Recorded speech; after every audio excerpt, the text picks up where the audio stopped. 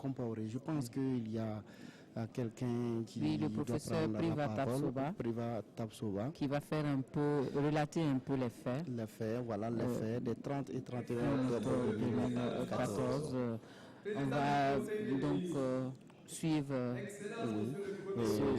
son allocution, tout simplement, son exposé. Monsieur le Président de l'Assemblée nationale, distingué invité en vos grades, titres et rangs respectifs, peuple insurgé des 30 et 31 octobre 2014, Mesdames, Messieurs, tous les dramaturges s'accordent à dire que les faits historiques sont les véritables baromètres d'un peuple en marche.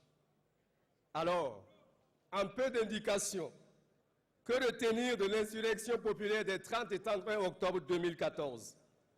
Je ne me permettrai pas une longueur, car la sagesse africaine nous apprend que la bouche qui parle doit avoir pitié des oreilles qui écoutent. Mais que retenir d'une chronologie d'une insurrection? Un long contexte explosif, un amendement de l'année 2000 de la Constitution de la 4e République du Burkina Faso, en son article 37, limite le nombre des mandats présidentiels à 2 quinquennats. Cet amendement n'étant pas rétroactif, Blaise Compaoré au pouvoir depuis 1987 a pu se présenter aux élections présidentielles de 2005 et 2010 et a été réélu.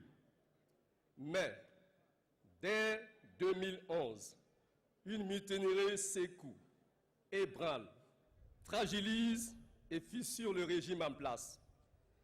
En 2013, des partis politiques s'inquiètent d'une possible révision de la Constitution et redisent le respect en l'état de tous les textes en vigueur.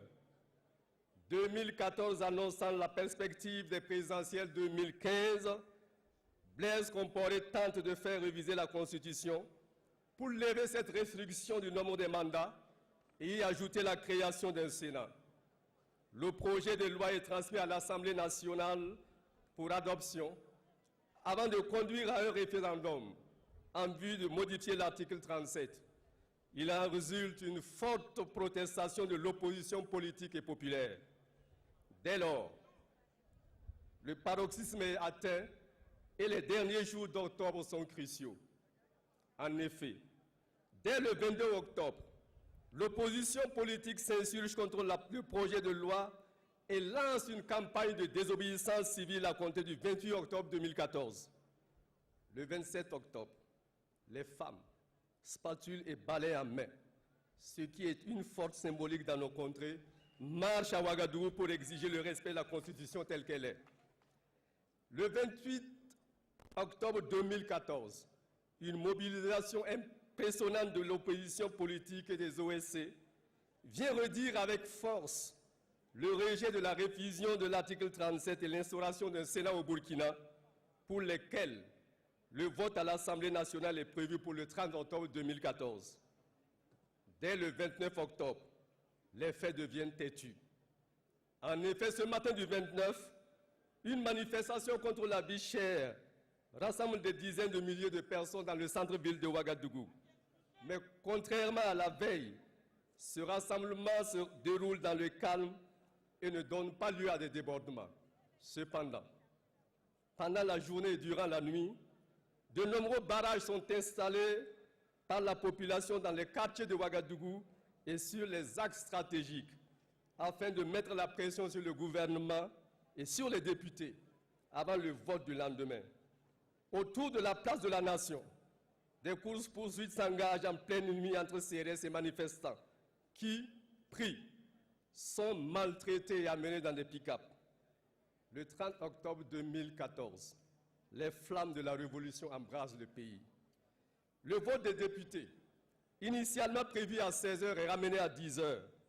L'opposition politique et les leaders des organisations de la société civile appellent la population à se rassembler dès 6h du matin sur la place de la Nation et de marcher sur l'Assemblée nationale pour empêcher que ce vote ne se passe, parce que ce vote ne peut se dérouler dans la transparence et la liberté, car certains députés auraient subi des pressions pour voter en faveur de la révision de la Constitution. En effet, Depuis plusieurs jours, les députés de la majorité présidentielle sont logés à l'hôtel Azalaï, jouxtant le bâtiment de l'Assemblée, afin de garantir leur accès à cette Assemblée. Un important dispositif de sécurité a mis en place autour de l'Assemblée pour empêcher les manifestants d'y accéder. Ainsi, après plusieurs heures d'affrontement et lorsqu'on entendait régulièrement des militaires tirer à balles réelles, la détermination des manifestants a eu raison de la démonstration de force du régime. Les manifestants prennent l'Assemblée nationale. La saccage, l'incendie et le vote n'est pas lieu. Les ruines sont devant nous. À l'issue de tout cela, une vendetta populaire s'organise et la population demande justice aux voleurs et assassins du peuple. L'objectif final se dessine. Il faut marcher sur Kosiam pour en déloger l'occupant de 25 ans qui s'arc-boute désespérément à son fauteuil. Des dizaines de milliers de personnes se dirigent vers le palais, d'où des soldats du régiment de sécurité présidentielle tirent à balles réelles sur les manifestants, faisant plusieurs morts et des dizaines de blessés. Le bilan de la journée est grave. Une trentaine de morts et des centaines de blessés. Trop, c'est trop. Le 30 au soir, le chef de l'état-major des armées, le général Honoré Traoré, fait une déclaration décrétant la dissolution du gouvernement, l'abandon du projet de loi et l'établissement de l'état de siège. Ainsi, l'armée prend le pouvoir, mais ne renverse pas Blaise Compaoré qui bénéficie toujours de la double casse-tête, ministre de la Défense et président du FASO. Un couvre-feu est instauré de 19h à 6h du matin. Dans cette même nuit, Blaise Compaoré fait une déclaration confirmant la dissolution du gouvernement et l'abandon du projet. Cependant, il n'annule pas l'état de siège et appelle à la constitution d'un gouvernement de transition dont il resterait à la tête afin d'organiser les présidentielles dans 12 mois. Il ignorait ainsi la volonté du peuple qui exigeait un départ imminent. Devant cet ultime affront, les manifestants promettent de se mobiliser le lendemain et de marcher à nouveau sur Kosiam, quitte à mourir sous les balles si Blaise Compaoré ne démissionne pas. La tension est à son comble et la journée du 31 nous promet une hécatombe. 31 octobre 2014, la marche irréversible vers une nouvelle histoire. Le matin, une foule dense se réunit devant le chef de l'état-major des armées, où les chefs des partis d'opposition, ils sont réunis pour rencontrer le chef d'état-major, le général Honoré Traoré.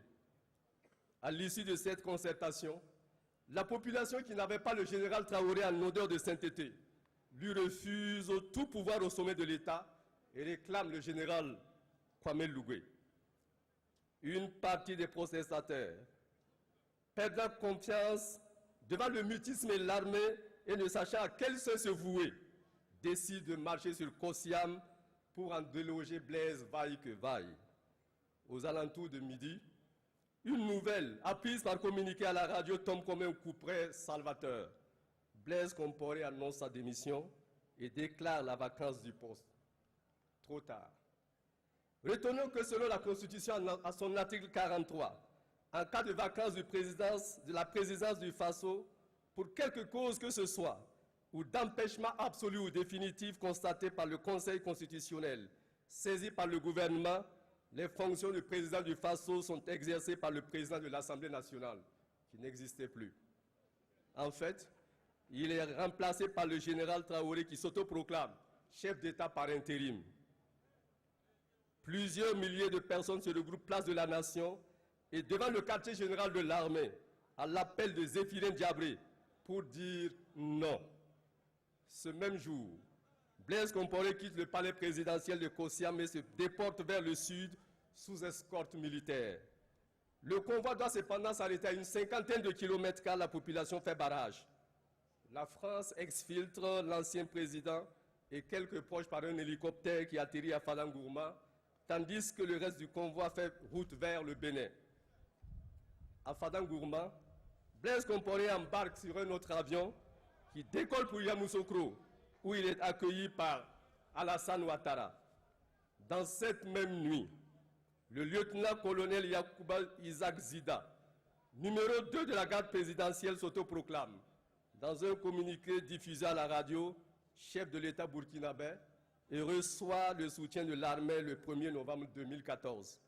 Excellence, ce qui semblait être des signes sismographiques d'un tremblement politique en 2011 s'est transformé en 2014 en vague mouvante, déferlante et finalement en tsunami qui a enfui dans les loges de l'histoire 27 ans d'un pouvoir.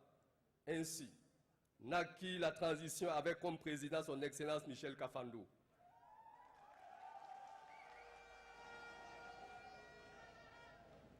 Une autre histoire s'est désormais inscrite dans le processus démocratique du Burkina Faso en 2015.